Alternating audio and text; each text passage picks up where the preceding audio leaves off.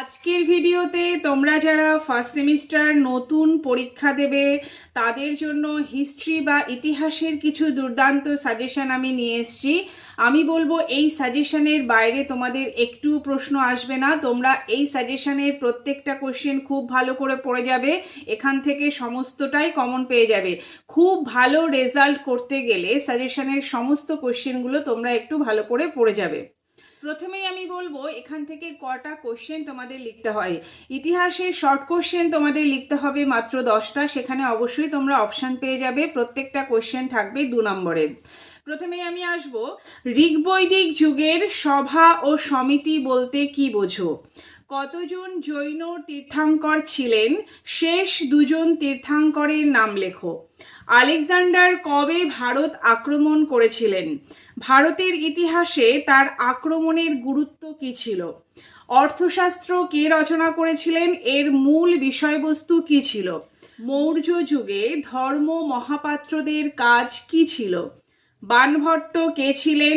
তার রচিত গ্রন্থের নাম কি? কুষাণ বংশের শ্রেষ্ঠ রাজা কে? তার রাজধানী কোথায় ছিল? কে কখন শক যুগের সূচনা করেছিলেন? খ্রিস্টীয় প্রথম শতকে আবিষ্কৃত কোন প্রাকৃতিক ঘটনা ভারতবর্ষ ও রোমের মধ্যে বাণিজ্য গড়ে তুলতে সাহায্য করেছিল? নাসিক প্রশস্তি কে এবং কেন রচনা করেছিলেন? উত্তর পশ্চিম ভারতবর্ষে নব্যপ্রস্তর যুগের 2টি গুরুত্বপূর্ণ প্রত্নকেন্দ্রের নাম লেখো। মহেঞ্জোদারোতে বৃহৎ স্নানাগারটি কি ছিল? সঙ্গম যুগে কোন ভাষা ব্যবহৃত হতো? এর গুরুত্ব কি? ত্রিরত্ন কি? বিন্দুসার কে ছিলেন? সভাকবিদের দ্বারা রচিত 2টি প্রশস্তির নাম উল্লেখ করো। কোন রাজাদের উদ্দেশ্যে এই প্রশস্তি 2টি লেখা বা রচিত হয়েছিল? সাতবাহন বংশের প্রতিষ্ঠাতা কে? কে কোন সময় শকাব্দ প্রচলন করেছিলেন? ঋগ্বৈদিক যুগের 2টি মুদ্রার নাম উল্লেখ করো। মহেঞ্জোদারোয় প্রাপ্ত ব্রোঞ্জের নর্তকী মূর্তির তাৎপর্য কি? মেগাস্থেনিস কে ছিলেন? তার গ্রন্থের নাম কি ছিল?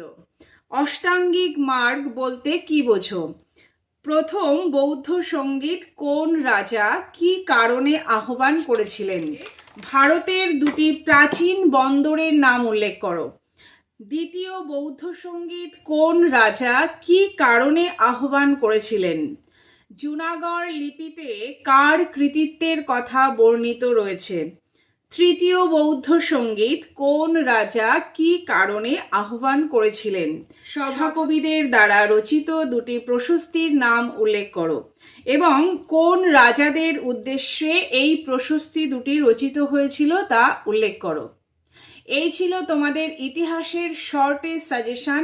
একটা কোশ্চেনও তোমরা এখান থেকে স্কিপ করবে না, কারণ ভালো রেজাল্ট করতে গেলে এই সাজেশনটা তোমাদের প্রয়োজন হবে। আমি আমার নেক্সট ভিডিওতে তোমাদের টিকার সাজেশন এবং বড় প্রশ্ন বা রচনাধর্মী প্রশ্নের সাজেশন দিয়ে দেব, তোমরা একটু সেখান থেকে দেখে নেবে।